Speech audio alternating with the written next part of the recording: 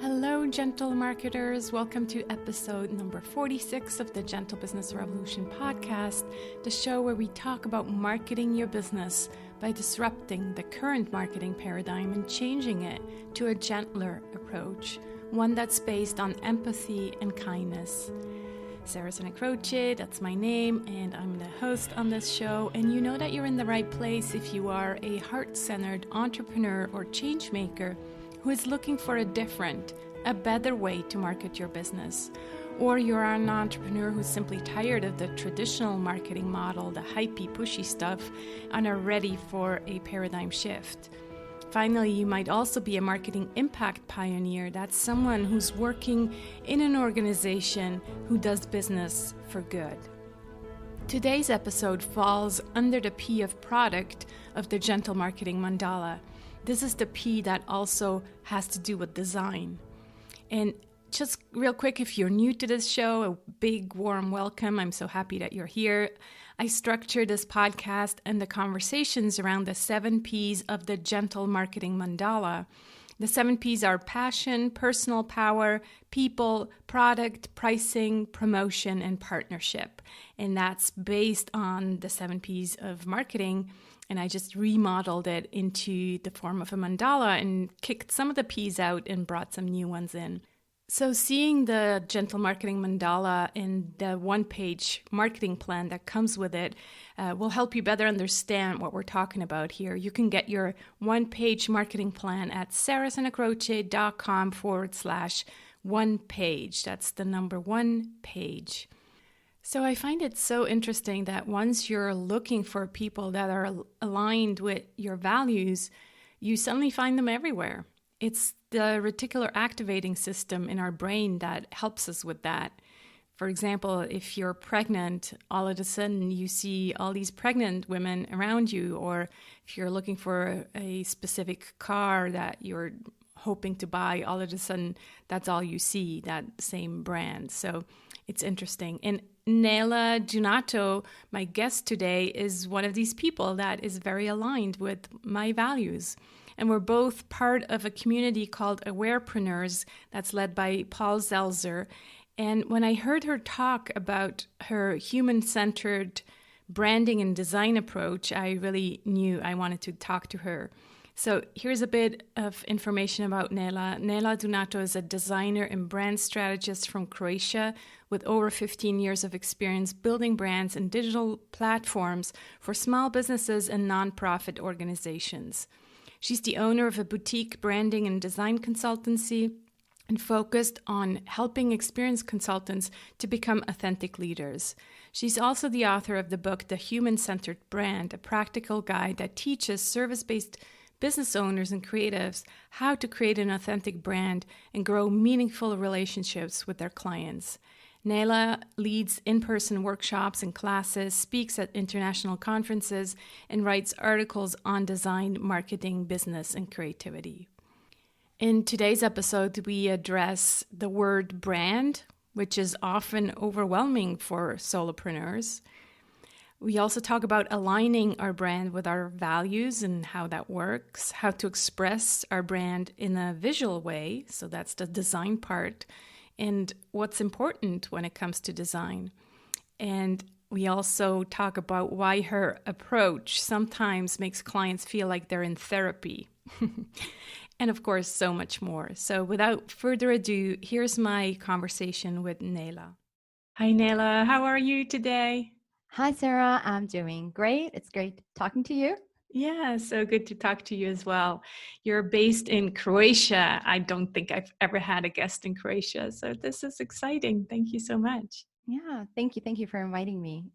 It's wonderful. Yeah, we're both together in a community that's called Awarepreneurs, and it was Paul Zelzer who kind of did he introduce us? No, he didn't introduce us, but we're both in that community, and Paul is hosting it. So yeah, very excited to, talk about design and branding, and knowing that you're in this community, Awarepreneurs.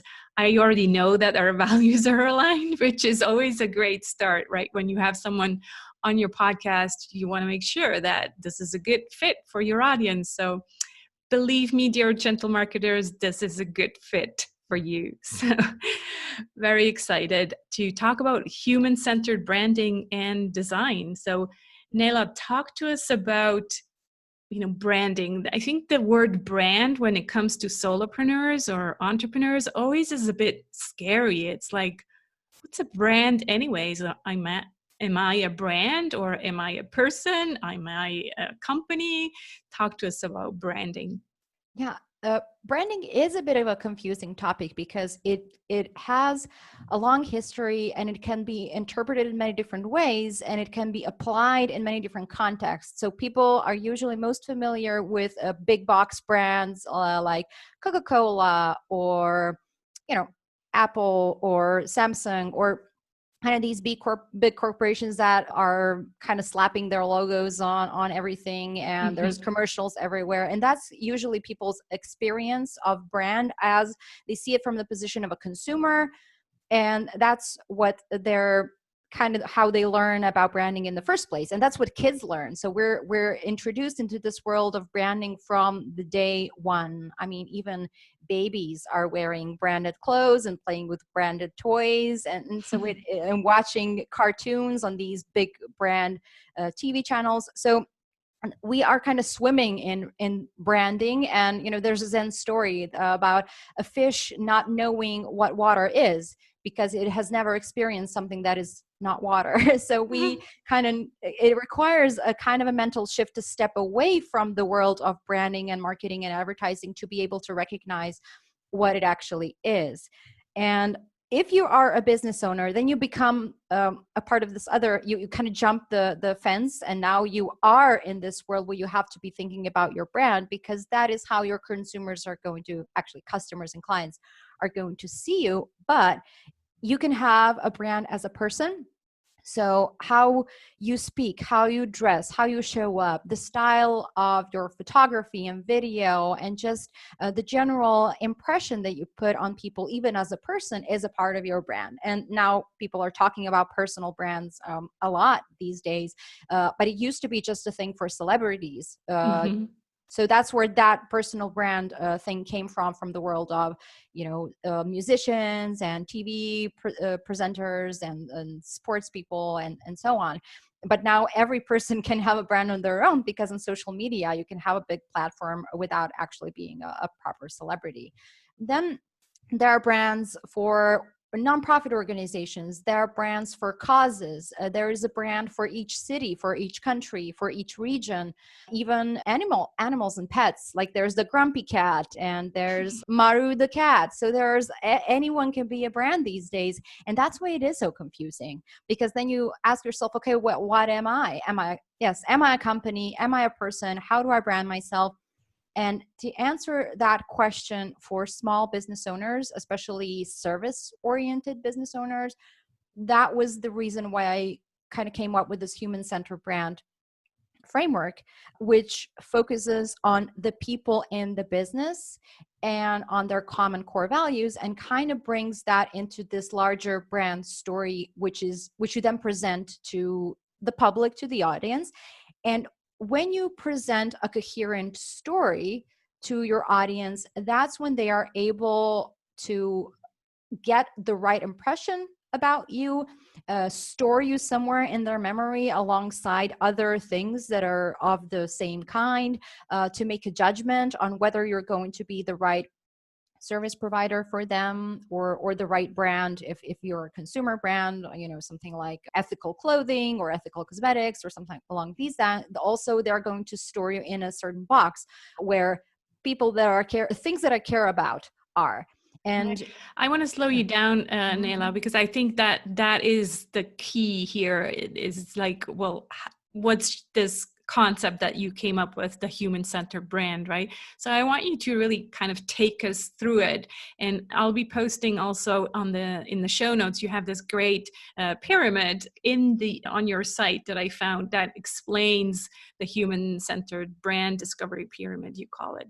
So why don't you walk us through this, how you came up with that concept, and why it starts where it starts at the bottom, and then how it evolves. Yeah. Well, I'll start with where I started. And that's basically, I was a graphic designer for many, many years. I started doing that when I was a teenager, and I was working very intuitively. Back then, I had some kind of understanding. I had a grasp of how things work, but I didn't really know how to explain it to other people.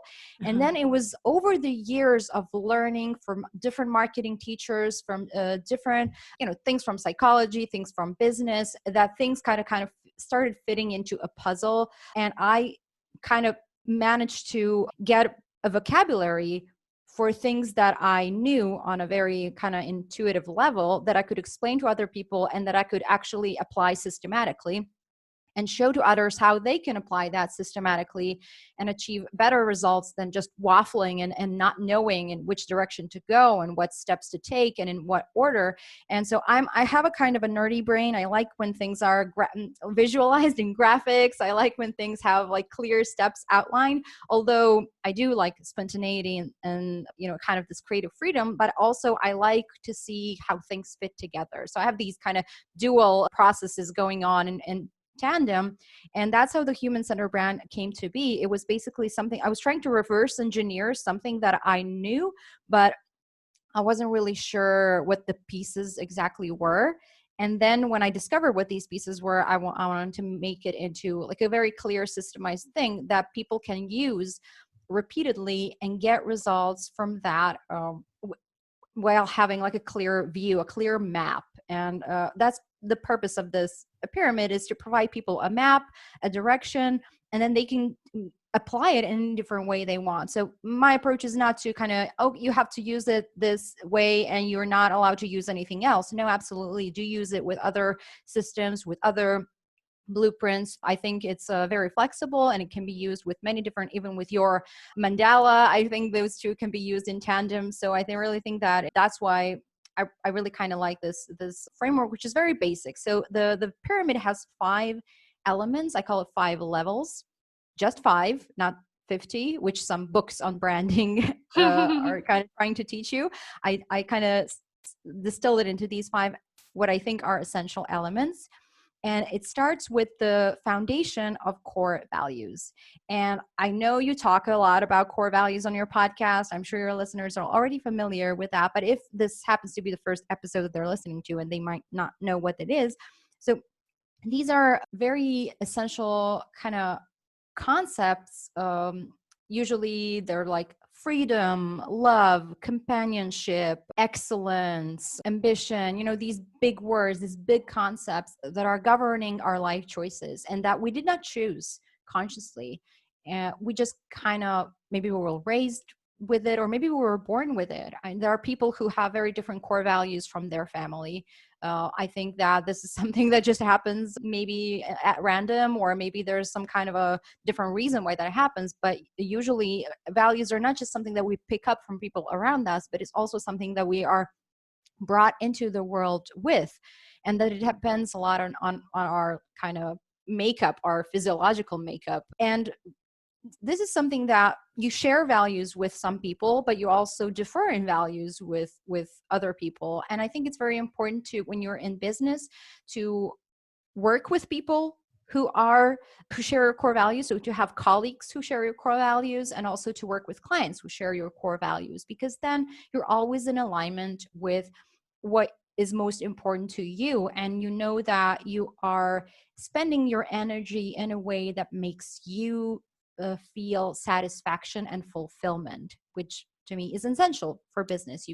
I think that's Yeah. why it's so important to do this work on the values, and that's why it's the foundation, because it has so much to do with your ideal client, which you'll get to. But Yeah. if we are not really doing that deep inner work and figuring out, our core values, our worldview, then we'll always be just attracting any kind of client. And as I often share here, it'll be the wrong clients, and there is not going to be ease, there's not going to be joy. It's just going to be a job that you end up hating because there's no common vibration in a way. So Yeah, really, really important to start with the values. Yes. I'm sure many people have experienced that when, there comes a point in a project or a client engagement when you realize this money is just not worth it. What, Exactly. yeah, because the way I feel right now, frustrated every day, dreading, you see their name, they're calling you and you're like, you don't want to pick up.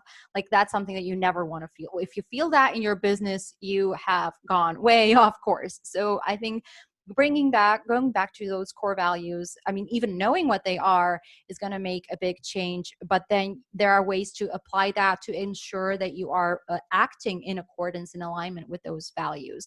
And Right. so what the human centered brand, this framework and this way of doing business and branding really is informing every piece, every step, everything involves those core values. So these core values then lead us to the next step, this next level of the pyramid, which is the unique value proposition. And the unique value proposition, for people who are not maybe into the marketing lingo, that is, simply speaking, the way that your business offerings differ from every other business offering on the market. So even if you're offering a service that is quite common, so for example, I offer design and there are millions of designers in the world, but I have to figure out a way that my services are different from other designer services to make a compelling case why someone will want to buy from me. Right. And this is very difficult. This is maybe one of the hardest things about figuring out your own brand, but it is important because once you figure it out, then marketing, it becomes very easy, very straightforward. You already know what to say because you know and you get confidence. When you know that you're the only one doing something, then there is no longer that feeling of scarcity and competition. And also there is, when you know that someone asks you to do something that you're not really into, and that is not your superpower, that is not your highest value that you can offer, then you just refer them away and you don't feel bad about it because you know that what you're here to do is to bring that unique approach, that unique perspective to your work. And core values are informing your unique value proposition because those qualities that you are bringing into your everyday life and your business are shaping how you do your work. And so I can even give an example. In my case, freedom and creativity and individuality are like my top three. I do have like top 5, 6, but these are the top three. And what I do in my work is I encourage people to be individuals. I encourage people to show their true nature, to show who they are. And I also encourage everyone to be free in who they are and to not kind of stay stuck in some like what is expected of a consultant in a certain niche, or what is expected from a person of a certain age or gender, to kind of defy those expectations and to just let their imagination and let their soul run free and reign their business in a way that will actually make them feel fulfilled. And that's kind of one way, but also it becomes very granular. It also becomes very, what kind of marketing decisions you make, because you're not going to do something that is going to feel unethical or misaligned with yourself. So you're going to make choices that are more, that feel good. Feeling good is like, it's kind of like that little point on a compass, which is telling you if you're going in the right way or not. And that's kind of how you can determine what you're doing, if what you're doing feels right. But okay, so I'm not gonna, I'm already kind of going off on a tangent. No, but I think it's so Yeah. important because it's maybe a bit of a stretch, but it's so true that your brand also helps you with feeling good because you'll be attracting the clients that make you feel good. You will feel good because you're not hiding yourself, you're not wearing a mask. And so your brand in a way has to do with you feeling good. It's kind of like, wow, really? Like, how does that have anything to do with the traditional brand that we think of, like Coca-Cola or Nestle? Like, how does that brand have anything to do with feeling good? But for a solopreneur and an entrepreneur, it's so essential that your brand helps you feel good so that you attract the right clients. Yeah. So now we're at the unique value proposition. So then the next level is the brand voice. And I think that is really, where now we're really talking about branding and messaging and marketing in a way as well. So tell us about that. Yeah, yeah. So usually this is where when you talk about conventional branding methods, they're going to start with brand voice and ideal clients and visual and so on. But I wanted to kind of go deeper. And that's why I started way, before people even start thinking about branding. But brand voice is really, when you think about it, it's really just an extension of the personality of the people who are working in the business. So someone who works solo, their brand voice is their natural voice. But for a team of people, their brand voice is like a choir of different people who are they are harmonious, and they kind of, the sum is greater than individual parts.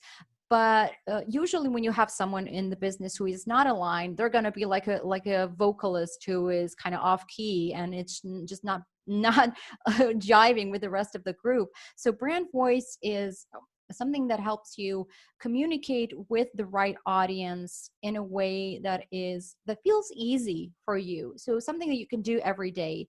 If you know what your brand voice is, you can come up with messages that you can share on social media, and it's not going to feel like a drag. You can write newsletters that feel very honest and transparent and authentic. You can describe the benefits of your products and your services in ways that are just feel more like you're inviting someone to join you on this journey than about pushing your wares at someone who doesn't want them. So sometimes the matter of success of a product or service is just how you present it, how you explain it. And the fun thing about brand voice is that you can practice it every day. You can practice it in your everyday conversation. You can go out, okay, maybe today people are not going on these networking events and conferences anymore because we don't have them at the time. But it used to be like you go to some kind of networking event or a workshop or a talk or something, and you talk to people, and it's how you introduce yourself that you can practice every day until you land on an introduction that just feels like, oh, this sounded really good. I'm gonna use that introduction next time.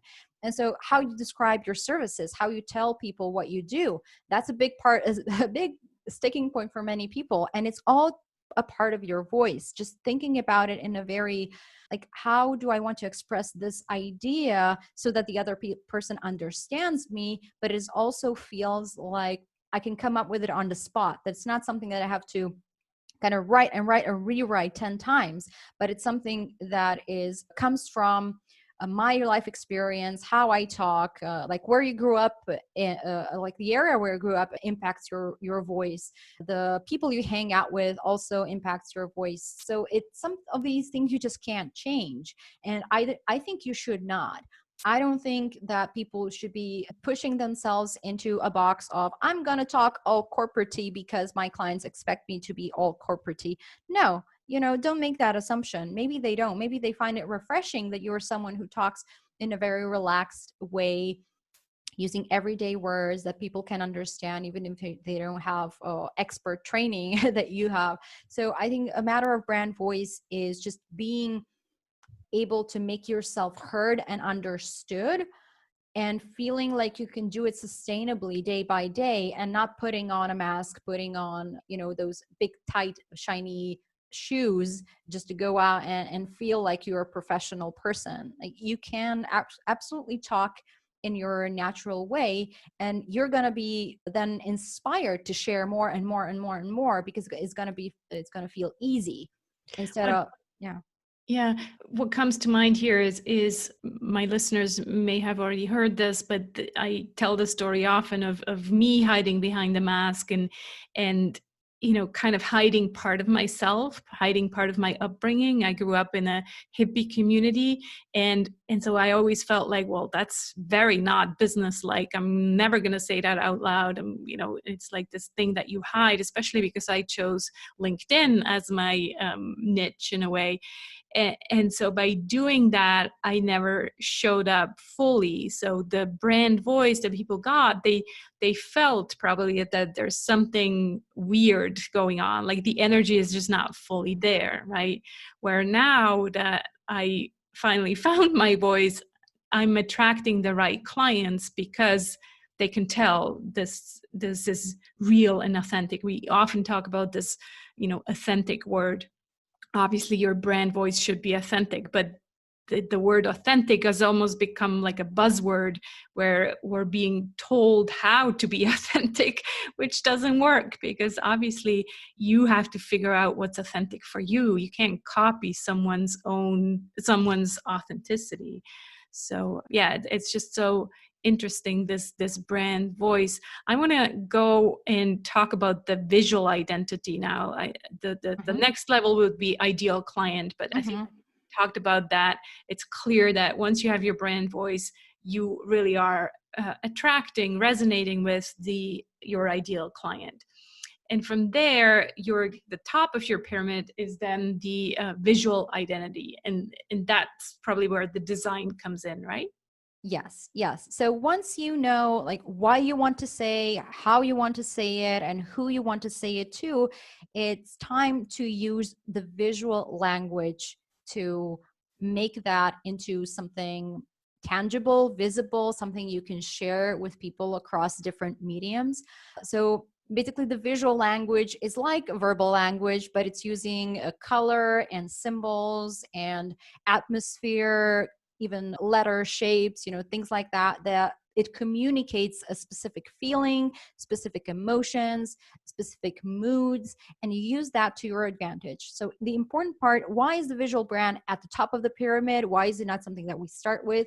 Because you need to know what you want to communicate and how you want to communicate it before you actually do that. If you just start off with a blank page and you have no idea what you want to say, then your designs are just going to be, oh, what is trendy right now? What is expected in this area? What are other people doing? What are other businesses in this niche doing? Whereas if you're coming from your own, you're clear on how you want to present yourself. Now it's just a matter of translating that. And I mean, translating something is much easier than just coming up with something from scratch where you don't even know what your goal is.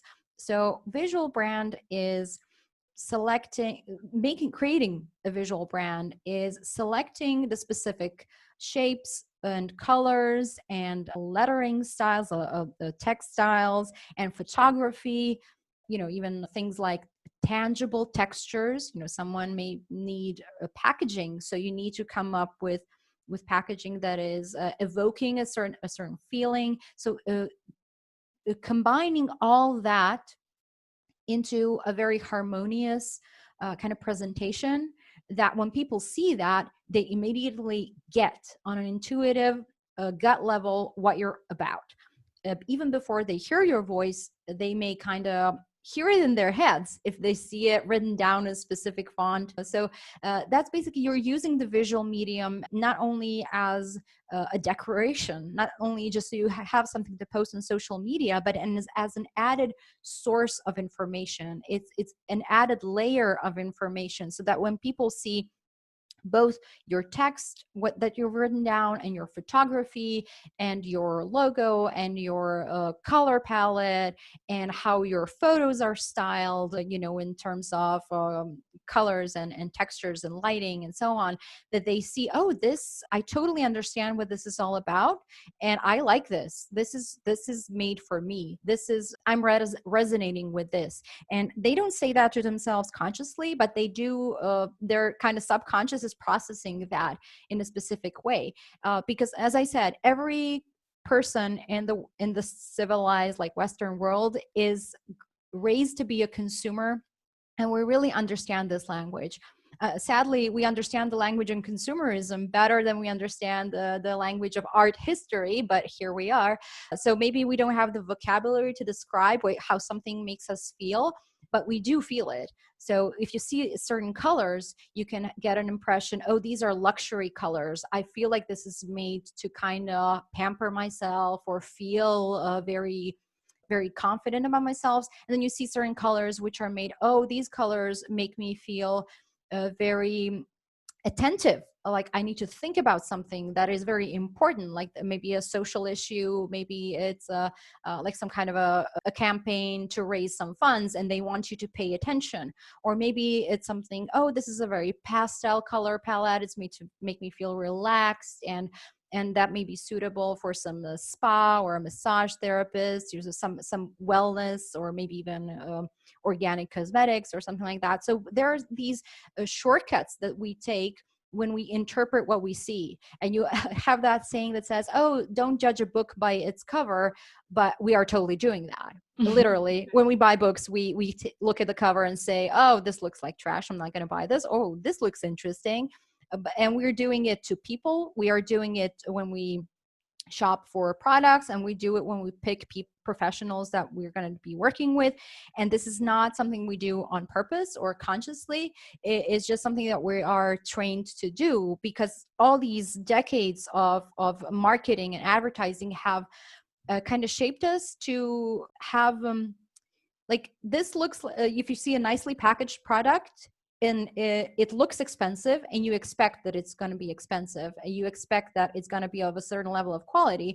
But then if you see something packed in a paper bag, you expect, oh, this is going to be cheap, it's going to be affordable, and I don't expect this to last 10 years. So, you make certain expectations of different products, because that's what the marketplace has already had for decades. And if you come in and try to completely break those expectations, sometimes it can work and sometimes it can backfire. So that's also a risk you need to take. Like, do you want to play along with what other people in your niche are already doing, or do you want to be the completely rebellious type? But then you have to be the sort of person who can pull that off. So these are all the decisions that designers are making and are trying to kind of guide you through when you want to change your brand, either make a brand from scratch or revamp a brand that you already have because you realize it's not working. These are the sort of decisions that are being made. So it's not just superficial, like, oh, I'm just going to sit here and pick some colors and fonts out. It's a very elaborate process that then, if it's done right, the end result is that it feels like it's tailored for you, and it feels like you can fully stand behind it, and it makes you feel proud of your business, and it makes you feel like you can't wait to share this with your clients. You can't wait to share things on social media because it looks really good. You can't wait to give that talk because like your presentation slides are looking really good. You can't wait to share that blog post because that the reading experience on your website is just taking people into that world that you want them to come into. Yeah. I want to just jump in here and also kind of talk about the change, the paradigm shift that we talk about, and how beauty really is already more important and will become more and more important as we're in this paradigm shift of going more towards the right brain. Up till not so long ago, it was mostly our left brains. And for me, I'm the perfect example. Like I'm just like, I built a business mainly using my left brain. But slowly people are more and more listening to their right brain, and the right brain is the one that judges, things that it sees by its beauty, by its emotions, by how it makes people feel. And so that will become more and more important, especially if we talk about the newer generations, millennials. They're much more right brain oriented. And that's why design becomes more important than it ever has. And people are interested in beautiful design, not just design like we are used to from, these big brands that are like, I'm just thinking of Pepsi or L'Oreal or whatever these big brands are. They're not exactly beautiful. They're brands and we recognize them, but they don't make us feel, like at ease, or they don't make us feel good. So more and more, the right brain will actually evaluate the brand and say, does that make me feel good? Especially for, service oriented entrepreneurs. So it's no longer just features oriented. everything we see, a product or a sales page, but also kind of emotionally oriented. Like, does it feel good with me? Does it make me feel like I belong here? Does it make me feel like our worldview is aligned? So all of these things are going to be much more important. And I talk about, the conscious client, what he cares about is this idea of being heard and seen, and also, yeah, more beauty. He wants beautiful things. So I think that's where this beautiful design, that's based on a worldview, that's based on this research on your values, is so important. And there's this line on your about page that reads, "My clients sometimes tell me that talking to me feels like therapy." And so that really made me laugh, because it's so true that we really need to go deep, into our values, into who we are, and in order to bring more of ourselves to our marketing, in my case, or to our brand, in your case. So I think that deep work, we just can't skip it anymore. It's so essential. Yeah. Well, this has so many layers to it, but I'll just try to keep it, brief, and just point out a couple of things why this is important.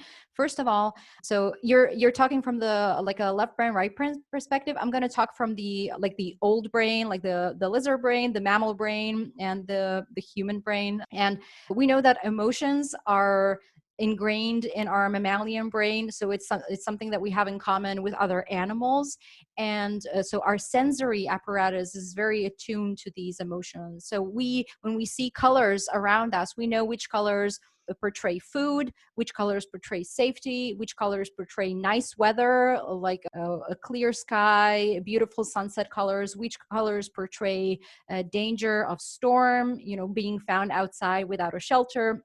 And also we see animals in the world, like the butterflies, the bugs, the snakes of different like patterns and shapes and colors. And some of these colors mean don't eat me, I'm poisonous. And some of these colors, are just meant to kind of scare people and so on. So we have this entire language that animals have been using, but also there's this smell and touch and other senses that people are kind of not so in tune with anymore, maybe, than we used to be when we were still hunter gatherers. But essentially, this is something that is ingrained in us. So it's not superficial. It's actually connected to how we process the world around us and how we interpret, our whether something is safe, whether something is edible, whether something is dangerous, whether it's a threat to us or we are a threat to it. And then later we evolve these reasoning skills. And something that I've heard I've heard it from several therapists, actually, not just one, that they say, well, we actually, we have an emotion and we make a decision, but then we rationalize it to ourselves. It's not that we feel the emotion because we are thinking a certain thought, is that we're making up a thought based on how we feel, because we're trying to explain ourselves how we feel. So this is the same thing when you kind of encounter something, some kind of a visual leaves an impression on you. Like you are in a museum and you're watching a huge painting, like 2 or 3 meters tall, and you are so immersed in it, it's leaving a very big impact on you. And then you start making a story, but the emotion came first. And then you started thinking, why do I feel this way? Why does it make me feel this way? And then you go into your brain, your higher brain functions, your prefrontal cortex that's telling you all these things that you think about the world. But essentially, you felt it first. Right. Yeah. So I think that's the kind of point of the branding. Yes, we're kind of reverse engineering, because we want to get to that feeling, and we want a feeling that is really communicating what we want. But then the person is going to go first through this emotional, the sensory layer, and then they're going to dig deeper and find this additional information, which is learning about what your values are, which is getting how you're different, how you're unique, what the unique value that you provide is, and so on. But they're going to be met first with this layer of representation, which is sensory, which is visual, or maybe it's auditory, maybe use smells in your brand. That can totally be done. That's not something I'm an expert in, but I know people who are designing aromas of certain spaces because you want to, and that's also part of branding, the soundtrack that you put, maybe if you have like a space for a spa, the music that you pick, that's also part of the brand. So the sensory layers, very, very important, because it is tied directly into these emotional processes that are very old. I mean, they're ancient, they're tens of millions of years old. So that is also, if we're going to go into the kind of neuroscience-y geeky stuff, that's not superficial at all. It is really highly important. Right. Yeah, I was just thinking as you were talking about the podcast intros. Like I really wanted a soft music with piano playing in the podcast intro, and you hear on some other podcast is like really loud and like, here's your host, blah blah blah. Yeah. I'm like, well, that's definitely not me. I don't want to record or have someone else introduce me, and that just would not fit with my brand, right? And so it's so important. I never thought, I just kind of followed my intuition. This is the music I like, so hopefully my listeners like it too. But it's true, it would have been very strange if I had this like really loud pop music in the intro. Yeah. Music definitely plays as well. We're talking about your human-centered branding in pyramid, but I also want to mention that you've written a book that's called The Human Centered Brand, and people can get that at humancenteredbrand.com. What would you say that we kind of haven't touched on that is really important part in the book? Well, something that I really try to explain to people who are maybe not from this, maybe they kind of have this aversion to branding and marketing, and are coming from it from a very spiritually minded view, very heart-centered view, and they wonder, well, how do I do this so that it feels good? Because I don't really like it. I don't really like the word branding. I think it has a lot of kind of baggage, even the word itself, the etymology. And I like to explain to people about the concept of resonance. And there's even a graphic, and the graphic is on my blog as well, so you don't have to read the book in order to see it. But basically, it describes you are when you're demonstrating your brand, where you have a clear brand voice, when you are clear about your unique value proposition, when you're using your core values to make decisions and to inform the topics that we're writing about, or that all these things that you're putting out in the world, on your website, on your social media, when you're talking to people in person, if you're speaking, when you're writing, basically you're putting out, you're like you're playing an instrument or ringing bells, and you're kind of weaving this it might even be seen as an energy field, if that's your thing, like how this energy is going outward, and then as people are crossing through it, they're moving by you, and some people will be like, this is not for me, this is totally not my thing. And then there are going to be people who are attracted to it, who are like, oh, this sounds interesting, I want to learn more. And when this thing happens, when these two minds meet, and there is a feeling of mutual interest, and interest in the curiosity way, but also interest, you may feel like a financial interest, and an interest in getting a certain value from you, then you have this resonance. That's when you know that the client is the right one for you, because you meet halfway. You don't have to pull them in, and they're like not jumping into your field uninvited. You're meeting halfway, and it's a feeling like you really hit the note that is within them. Like they feel touched, they feel like, oh, this is really interesting, this is really compelling, I want to know more. So that's how you kind of look at it. It's not like, oh, you're just blasting the things in the ether and waiting if someone's gonna come by. You're just disseminating this, what you know to be is true for you, and what you want your clients to feel, and what you want your clients to experience. And then the people who are the right ones for you, they're gonna be attracted to that, and they're gonna come to you because of this feeling of resonance. And everyone else who doesn't feel that resonance, everyone else who is just not in harmony with you, they're just gonna move on, and there's no judgment in that, and there's no feeling of loss in that. It's just not their thing. So I think if you look at it from the standpoint of resonance instead of the standpoint of, oh, how do I make my brand all profesh and stuff, I think that makes it a lot easier, a lot more compelling to people who may be in this arena where they kind of resistant to that, but it is something that they need to think about if they want their business to succeed. Yeah, I was laughing when you said resonance, because I couldn't agree more. I haven't read your book, but I definitely need to now, because my book is structured along the 3 R's: rumble, rise, and resonate. So yeah, this idea of resonance and, the frequencies aligning is definitely what my listeners are interested in, and to imagine that a brand is, in a way, branding is part of marketing, and it's all kind of, overlaps. So it makes a lot of sense to me that the visual identity also has a way of resonating with your ideal clients or not. So good. Yeah, totally agree with you. I want you to mention your website so people can go and find out more about you. And your website is just worth a visit. It's so beautiful. Obviously, you walk your talk, and it'd be funny if your website was not nicely branded, but it just kind of shows what kind of work you do with your clients. So please mention your website and again, where people can get the book. Yeah.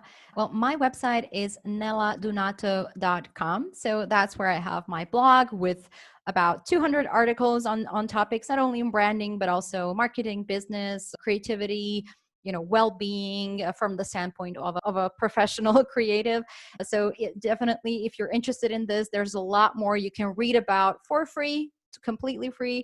And also you can check out my work, which is highly visual. So I take great pride in my visual skills. So that's obviously, I love tweaking my website. It gives me a lot of pleasure to keep updating stuff. And also, if you're interested in my book, you can download the free chapter from the website humancenteredbrand.com. Both British and American spelling work. They both, no matter which way you type, you're going to find it. And so there's a free chapter there, and some resources like the free workbook and different worksheets you can take, and so on. So if you want to learn more about this one, go check it out. And if you have any questions, you can totally reach out to me. I'm on many different social media, so feel free to email me or send me a message, and I'll be happy to chat. Wonderful. This has been an absolute pleasure. Thank you so much, Nela. I always end the podcast by asking what you're grateful for today. So what is it for you? What are you grateful for today? Today, I am grateful for a beautiful weather, which is totally unexpected because there were storms for the past 3 days and I didn't leave my house at all. So today I'm going to leave house, go out into the world and enjoy some sunshine. And that is what I'm feeling grateful right now at this moment. Wonderful. Thanks so much for coming onto the show and sharing your knowledge with us. Thank you for inviting me. It's been a great pleasure talking to you. Thank you. I hope you enjoyed this conversation as much as I enjoyed recording it. I highly recommend you go over to Nela's website because she truly walks her talk, and you will really see this human connection in branding on her own website. So go over to neladunato.com. That's neladunato.com. And if you're curious about her book, she gives you a free chapter at humancenteredbrand.com. Since we talked quite a bit about the inner work, I'm daring to mention my free Gentle Confidence mini course again. It's a short 10-part video course and also comes with a worksheet for reflection. And my hope is that after going through this mini course, you'll feel encouraged to be yourself, empowered to continue working on your competence, understanding that confidence can be learned step by step, and of course, enough. Because you are enough. To get access, just head on over to sarahsanacroce.com/gentle confidence. I'll put the link in the description of this episode as well, so you can find it there too. And remember, it's free. And another thing, don't see me as your confidence guru. That's not what I'm aiming at with this mini course. There are plenty of areas in my life and business where I lack confidence, and we'll have to keep working on it. Don't forget to subscribe to the show in your favorite podcast app to get notified about the next summer special episode that goes live on Wednesday. It's a summer series of conversations with clairvoyant Penny Pierce about the old versus the new perceptions and how they apply to business and marketing. And next Friday, I'll talk to Lisa Peterson about her new book, The Mindful Millionaire, and healing your money story. Let's be the change we want to see in the world. I hope to see you again here soon.